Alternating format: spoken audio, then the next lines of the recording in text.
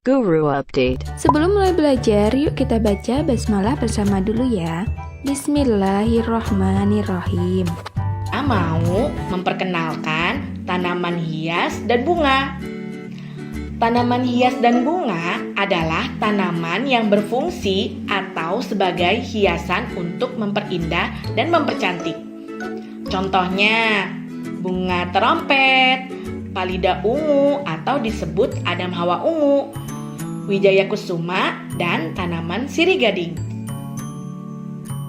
Selanjutnya, Budita akan mengenalkan tanaman pokok. Tanaman pokok adalah tanaman yang menghasilkan makanan pokok seperti pohon jagung, pohon padi yang menghasilkan beras, pohon singkong, pohon ubi, dan lainnya. Selanjutnya, tanaman buah, yaitu tanaman atau pohon yang menghasilkan buah yang dapat dimakan. Contohnya, pohon belimbing, pohon sirsak, pohon rambutan, dan masih banyak yang lainnya. Kemudian, tanaman sayur. Tanaman sayur yaitu tanaman atau pohon yang dapat dimakan sebagai sayuran, seperti pohon wortel, pohon brokoli, pohon sawi, dan lainnya. Kemudian, tanaman obat. Tanaman obat adalah tanaman atau pohon yang bermanfaat sebagai obat untuk berbagai penyakit. Contohnya, pohon tin atau ara, dan pohon kelor. Sekarang, tanaman rimpang. Tanaman rimpang adalah tanaman yang tumbuhnya menjalar ke bawah tanah. Ada beberapa tanaman rimpang yang bisa menjadi tanaman obat juga loh, seperti pohon jahe. Jahe ini bermanfaat untuk menghangatkan tubuh dan mengobati batuk. Dan yang terakhir, tanaman liar. Nah, semua jenis tanaman tadi memang sengaja ditanam oleh manusia. Tapi ada juga loh tanaman yang tumbuh sendiri tanpa ditanam oleh manusia, yaitu tanaman liar. Contohnya, lumput liar yang tumbuh di sekitar pohon-pohon. Bagian-bagian tanaman. Yuk kita cari tahu apa saja bagian-bagian tanaman. Yang pertama adalah akar. Akar merupakan bagian tanaman yang paling penting. Akar berada di dalam tanah, berfungsi untuk menyerap air dari dalam tanah. Yang kedua adalah batang. Batang merupakan bagian tumbuhan yang berada di atas tanah, berfungsi sebagai tempat tumbuh daun, bunga, dan buah, serta tempat menyimpan cadangan makanan. Yang ketiga adalah daun. Daun merupakan bagian tanaman yang tumbuh pada batang, yang berfungsi sebagai tempat membuat makanan serta melakukan pernafasan.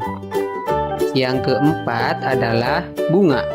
Bunga merupakan alat perkembangbiakan pada tanaman atau tempat terjadi penyerbukan. Yang kelima adalah buah dan biji.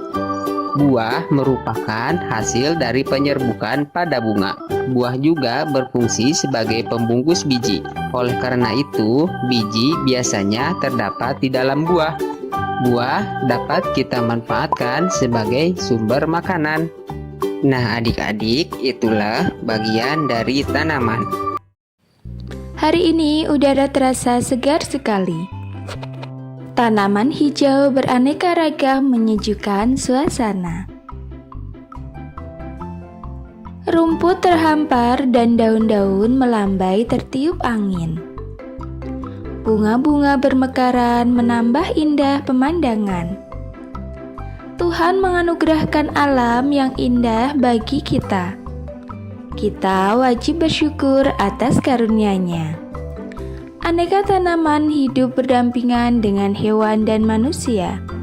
Tanaman termasuk benda hidup. Udin sedang membantu ibu merawat tanaman. Setiap sore, Udin bertugas menyiram tanaman. Udin melaksanakan tugasnya dengan senang. Udin merawat tanaman dengan baik. Udin menyayangi tanamannya. Tanaman di halaman rumah Udin tumbuh subur. Halaman rumah Udin terlihat indah. Aturan merawat tanaman. Apakah kamu memiliki tanaman di rumah? Bagaimana cara merawatnya? Cara merawat tanaman adalah yang pertama, siram tanaman 2 kali sehari, yaitu pada pagi dan sore hari. Kemudian yang kedua, berilah pupuk supaya tanaman tumbuh dengan subur. Yang ketiga, letakkanlah tanaman di tempat yang terkena sinar matahari. Sinar matahari sangat dibutuhkan oleh tanaman, supaya tanaman dapat tumbuh hijau.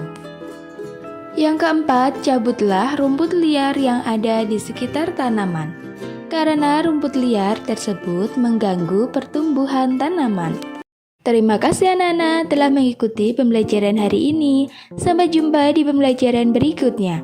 Wassalamualaikum warahmatullahi wabarakatuh.